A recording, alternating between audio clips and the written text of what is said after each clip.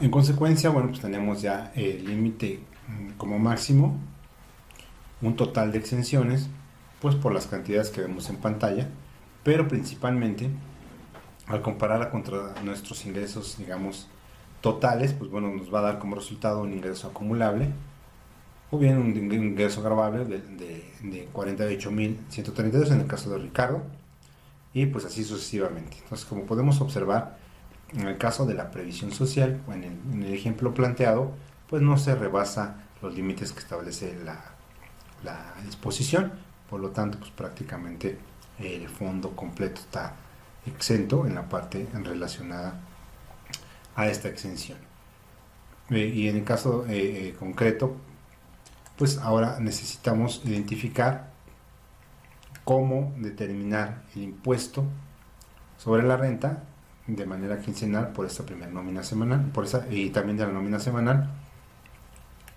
Y entonces tenemos como base los empleados, los 5 empleados de la primera quincena de enero.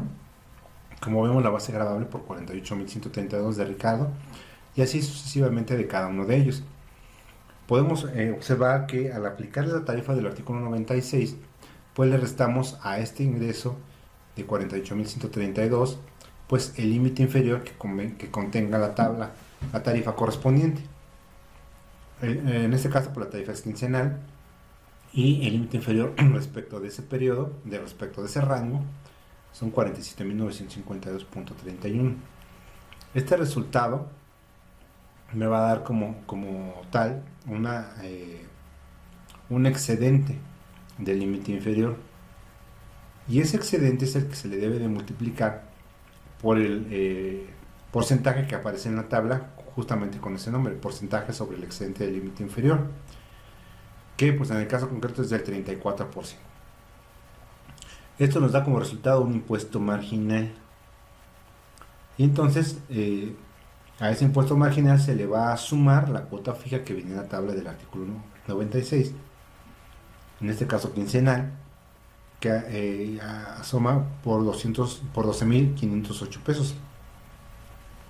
Entonces, si sumamos esa cantidad al impuesto marginal, pues ya nos va a dar como resultado el impuesto determinado por 12.569.74 en el caso completo de este trabajador.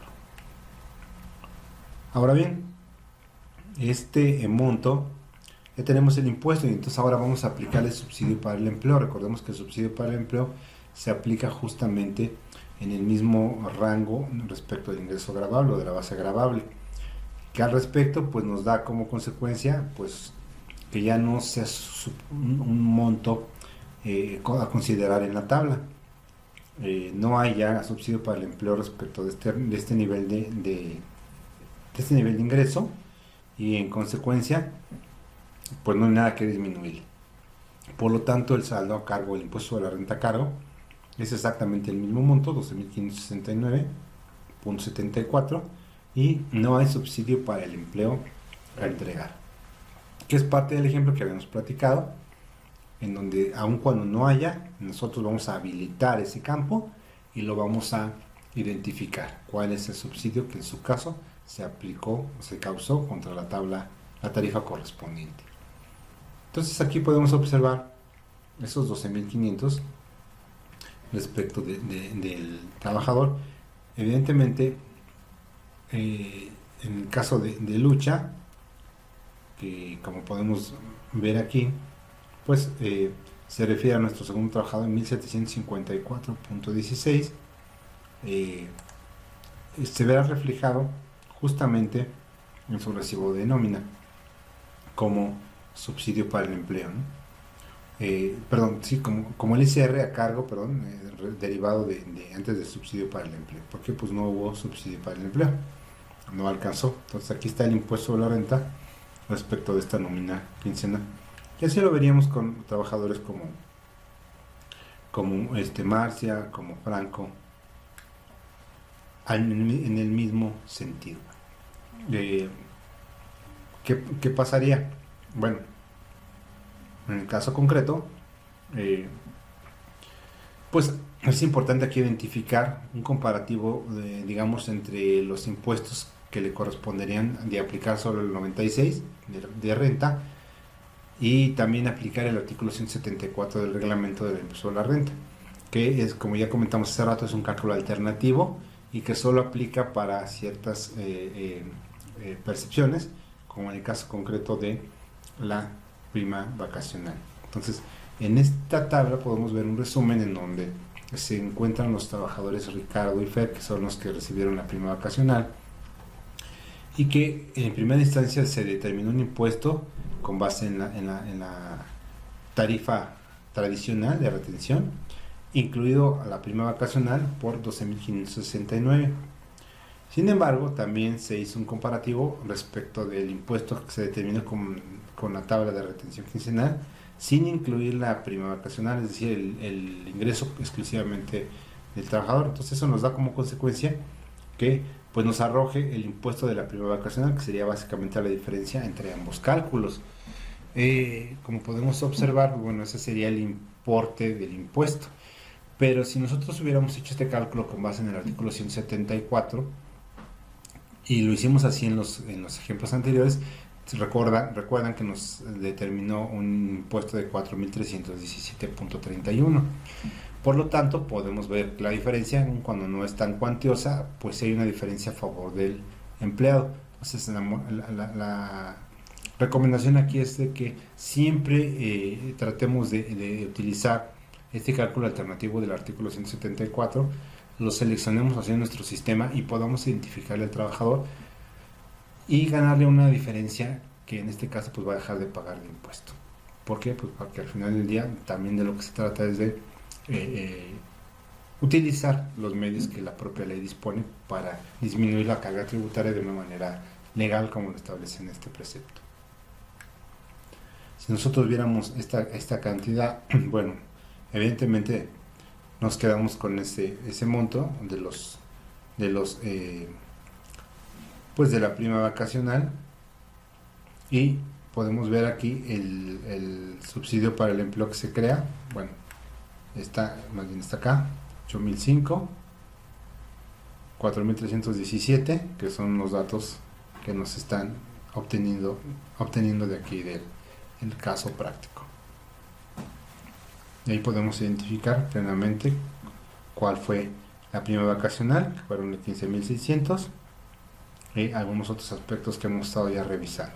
Entonces, la parte importante es que se puede ahorrar, y aquí está, ¿no? Entonces, incluso en el propio recibo de nómina aparece ese cálculo alternativo y aparece ese artículo 174, lo cual es muy loable para poder identificar que se está beneficiando con ello. Y así mismo pues lo tendremos en el caso de Fer, en el caso de otros empleados. Ahora bien, aquí pues ya esa fue la nómina quincenal, ahora veríamos la nómina semanal. La semanal, recordemos que pues, es de trabajadores sindicalizados, tienen una percepción semanal X, y en el caso de otras percepciones legales tenemos pues básicamente una ayuda de útiles escolares también. Entonces tenemos por ahí otros 1,000 pesos en cada uno de los casos. Y pues bueno, llegamos al cuadro de la previsión social, en donde pues ellos tienen una despensa en efectivo, que a decir aquí del tema, pues bueno, tenemos esa despensa en efectivo, tenemos una suma parcial de previsión social respecto de ella, pues es la única que aparece. Tenemos también un fondo de ahorro, que como ya vimos, pues es el determinado ya topado. Y tenemos un total entonces de 728 pesos por concepto de previsión social. Aquí es importante ver pues el total de prestaciones que tiene el empleado, el fondo de ahorro, digamos grabado, todo ese excedente que eran del 13 al 15% que paga el patrón, y tenemos ahí una suma de sueldo de 2.100. A lo cual, pues bueno, esas percepciones totales pues se van a referir a ese sueldo más todas las anteriores. Tenemos propiamente ya una percepción total y de ingreso. En el caso de las exenciones, el único supuesto, digamos, que estamos obteniendo cierta exención, pues es en el fondo de ahorro. Pues bueno, ahí están marcados los montos por los cuales no se causaría el impuesto, y en consecuencia pues tenemos un ingreso gravable acumulable que vemos en pantalla. Entonces insisto aquí en recordando la parte de la previsión social que no es más elevada de los 2.418. Esa es la parte, digamos, importante. Pero pues bueno, aquí nada más nos precisan también que pues como no cumple con requisitos de deducibilidad, la despensa pagada en efectivo se convierte en gravada porque no cumple requisitos de deducibilidad. Entonces aquí tenemos ya un ingreso gravable acumulable. Y ahora sí, de ese ingreso gravable en el ejemplo de luz 3.667, tenemos ahora sí compararlo y llevarlo a la tarifa del impuesto. La tarifa del impuesto involucra entonces el uso de un límite inferior, excedente, un porcentaje, etcétera, que ya revisamos hace un rato. Entonces el impuesto determinado es de 485,46. A eso pues, lo llevo contra la tarifa del subsidio. Vemos que la tarifa pues, no alcanza y en consecuencia pues no hay nada que descontar y se queda con ese nivel de impuesto. Entonces eso es lo que está reflejando en las láminas empleado, ¿no? Los propios 485,46 que habrá de considerar como pago el impuesto sobre la renta. Pues ahí vemos en el caso concreto de Sol, de Rigo, los recibos de nómina correspondientes a ese mismo ejemplo. Así el caso también de Juana, Pepe, y bueno, pues ese sería el supuesto.